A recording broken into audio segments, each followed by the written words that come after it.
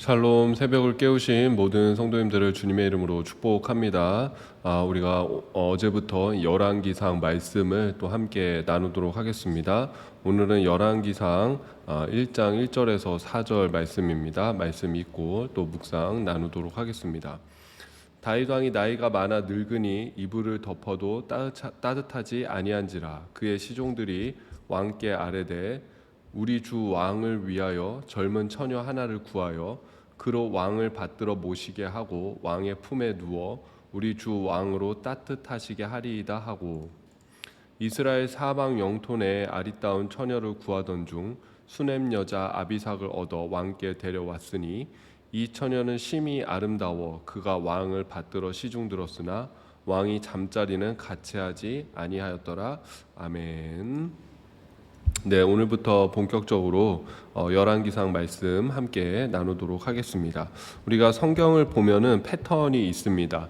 그 성경 각 권의 책들이 시작되고 마치는 것이 한 사람의 등장과 퇴장으로 시작되고 마친다라는 것입니다. 창세기를 보십시오. 아담이라는 태초의 인물이 등장하면서 이렇게 초기 역사를 좀 지나서 노아도 등장하고, 그 다음에 이제 아브라함, 이삭, 야곱, 요셉으로 이어지는 그 족장들의 이야기가 나오지 않습니까? 근데 창세기의 마지막을 보면은 그 17세였던 요셉도 결국에는 이집트에서 죽었다, 늙어서 죽는다라는 것을 또 보여주면서 무덤에 이렇게 놓이게 되는 그 요셉의 이야기, 요셉이 퇴장하면서 창세기가 마치는 걸 볼 수가 있죠.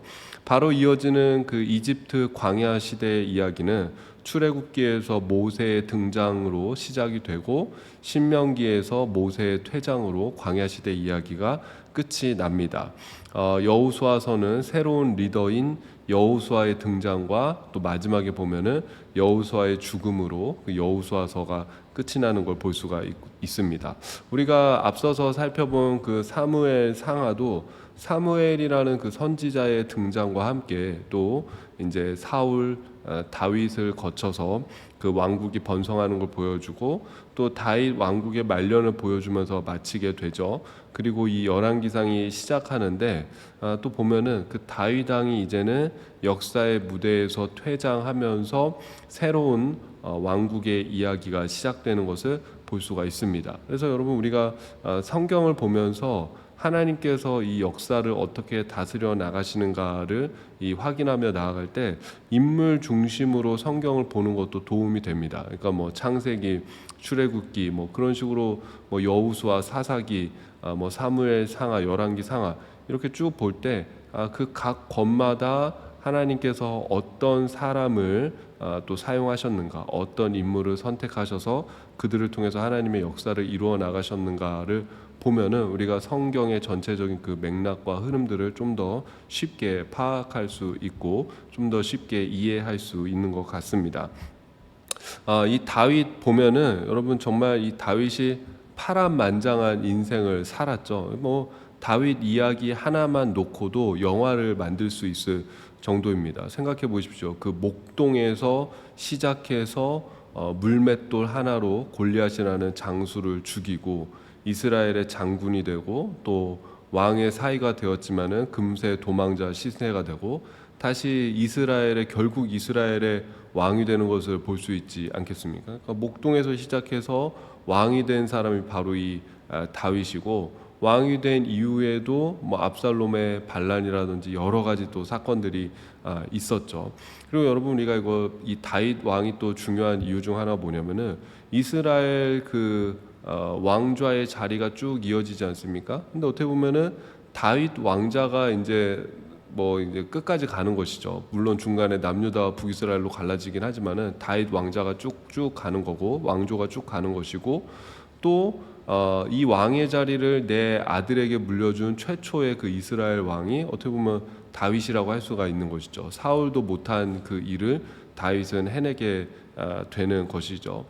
그래서 그러면서 이제 인생의 그 마지막에 이르게 되는데, 이 다윗의 모습, 다윗뿐만 아니라 성경에 나오는 그 여러 사람들의 모습을 보면서 항상 느끼는 건 뭐냐면 결국에 인생에는 그 끝이 있구나, 마지막이 오는구나. 그 광야를 휘어잡았던 모세도 결국은 마지막을 맞이하게 되는 것이고, 파란만장한 삶을 살았던 이 용맹스럽던 다윗 왕도 결국 마지막을 이렇게 맞이하게 된다라는 것입니다.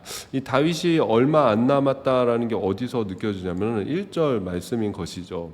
다윗 왕이 나이가 많아 늙으니 이불을 덮어도 따뜻하지 아니한지라.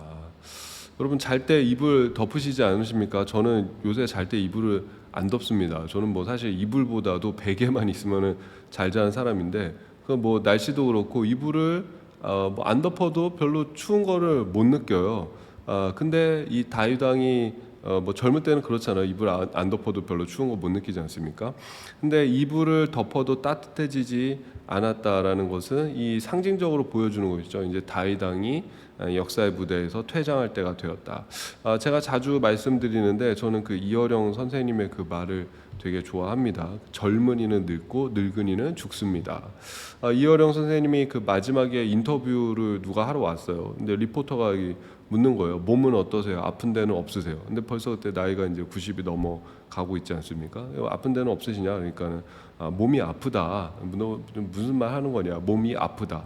그리고 병도 있다. 지금 뭐 어디 하여튼 성한 데가 없다. 근데 노인이 아픈 거는 당연한 것이다. 나이가 들면은 아프고 병드는 게 당연하다. 그래서 사실 노인한테는 아픈 데 없으시죠? 뭐 몸 건강하시죠? 그런 말 하는 게 큰 의미가 없다. 노인은 당연히 아프고 병든 것이다라고 말씀합니다.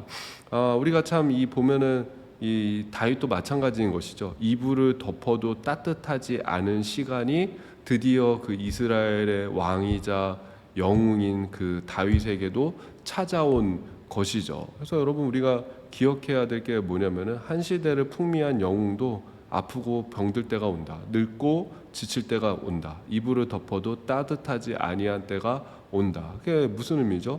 우리도 마찬가지다라는 것이죠. 지금은 이불을 안 덮어도 추위를 못 느낄 때이지만은 좀 시간 지나면은 이불 안 덮으면은 추위를 느낄 때이고, 좀 더 시간 지나면은 이불을 덮어도 이불을 덮어도 따뜻한 거를 못 느끼는, 여러분 그런 시간이 우리에게도 반드시 찾아온다라는 것입니다. 시편 90편 10절에서 그러잖아요. 모세의 시지 않습니까? 우리의 연수가 70이요 강건하면 80이라도 그 연수의 자랑은 수고와 슬픔뿐이요 신속기간이 우리가 날아가나이다. 인간의 이 생명이 강건해도 80입니다. 그리고 뭐 수고와 슬픔뿐입니다. 신속히 갑니다. 그것이 우리의 인생입니다. 12절에 보면 그러거든요. 시편 90편 12절 보면은 우리에게 우리날 계수함을 가르치사 지혜로운 마음을 얻게 하소서. 이렇게 신속하게 날아가는 그 인생 속에서 지혜가 뭐죠? 우리날 계수함을 깨닫는 것이죠. 그러니까 우리가 인생이 유한하다라는 것을 깨닫는 것이고, 나에게 남겨진 시간이 있다. 나에게 남겨진 그 시간이 영원하지 않다라는 것을 깨닫는 것이고, 어떻게 보면 우리가 나이가 들어가면 들어갈수록 이제 내가 하나님을 만날 때가 가까워 오는구나. 물론 뭐 우리는 언제든지 하나님을 만날 수 있다라는 그 믿음의 좀 각오와 준비가 우리 가운데 있어야겠죠. 근데 어쨌든 나이를 들어감으로 내가 이 세상을 이제 떠날 때가 가까워오는구나. 주님 만날 때 가까이 오는구나. 그것을 이제 깨닫고 내 삶을 좀 더 하나님 앞에 성숙하고 아름답게 가꿔가고 정리하는 것, 그것도 사실은 지혜다라는 것이죠. 우리 인생의 지혜다라는 것이죠. 늘 이팔 청춘이 아니다. 언젠가는 70세, 80세가 되는 날이 온다. 이불을 덮어도 따뜻하지 아니한 때가 온다라는 것을 깨닫는 것이 인생을 살아가는 지혜 중 하나다라는 것입니다.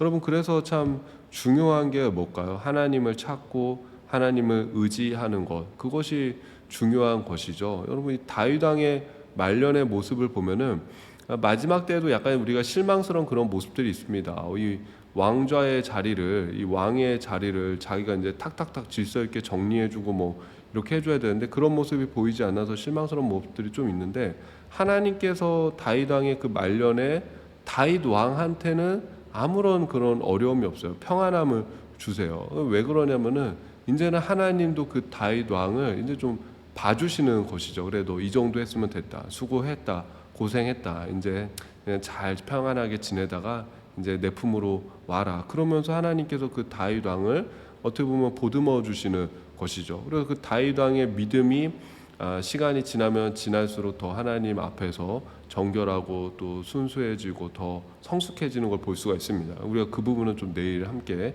나누도록 하겠습니다. 그래서 여러분 중요한 건 뭐냐면은 우리가 70, 80 우리가 연약해지고 우리가 점점 더 쇠약해지는 그 시간들을 우리의 육체는 쇠약해지는 시간들로 흐르고 있지만은 우리의 영혼은 하나님께 더 가까이 가고 있냐라는 것이죠.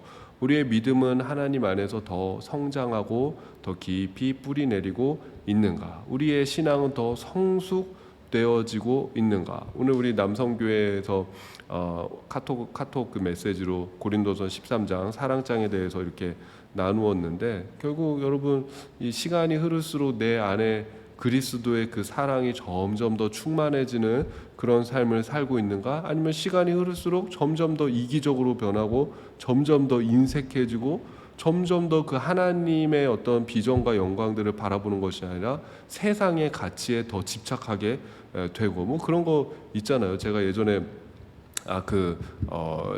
이 사도행전 하면서 그 아그리빠 왕인가요? 그 얘기하지 않았습니까? 그 베스도였죠. 베스도 얘기하지 않았습니까? 그 뭐 완전 노예였다가 완전 총리까지 된 사람. 이게 뭐 개과천선 한 사람. 어떻게 개천에서 용난 사람이 그 베스도인데, 베스도의 결론은 뭐였습니까? 돈이 최고다. 내가 이렇게 이 총리의 자리까지 올라 보니, 내가 그 노예에서 총리의 자리까지 올라 보니 돈이 최고다. 그게 베스도의 결론이었잖아요. 그러니까 시간이 흐를수록 누군가는 더 세상의 가치에 집착하는 사람이 있어요. 내가 이렇게 살아보니까 70, 80 살아보니까 역시 돈만한 게 없다. 70, 80 살아보니까 역시 물질이 짱이다. 여러분 참 우리의 그 고백이 그런 고백이 되지 않았으면 좋겠습니다. 내가 이렇게 살아보니까는 베풀 필요도 없고 뭐 사랑도 다 필요 없고 그냥 잘 먹고 잘 사는 게 최고다. 뭐 내가 뭐 해봤자 돌아오는 것도 없더라. 뭐 신앙생활도 너무 열심히 할 필요 없고 하나님 앞에 뭐 열정 있게 사는 것도 큰 의미 없고 다 비슷비슷하더라.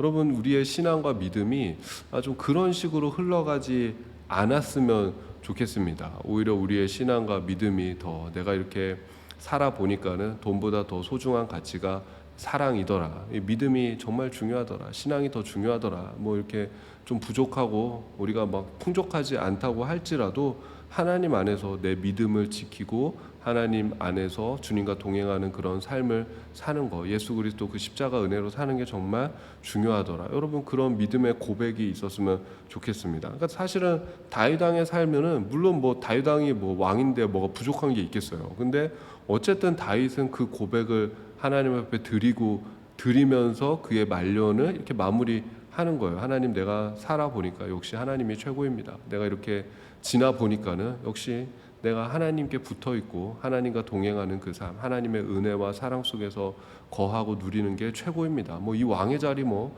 있어도 되고 없어도 되는 겁니다. 근데 내가 하나님의 그 자녀로 사는 것이 최고입니다라고 고백했던 사람이 여러분 이 다윗 왕인 줄로 믿습니다. 그리고 또 그 고백이 우리의 고백이 되기를 주님의 이름으로 축복합니다.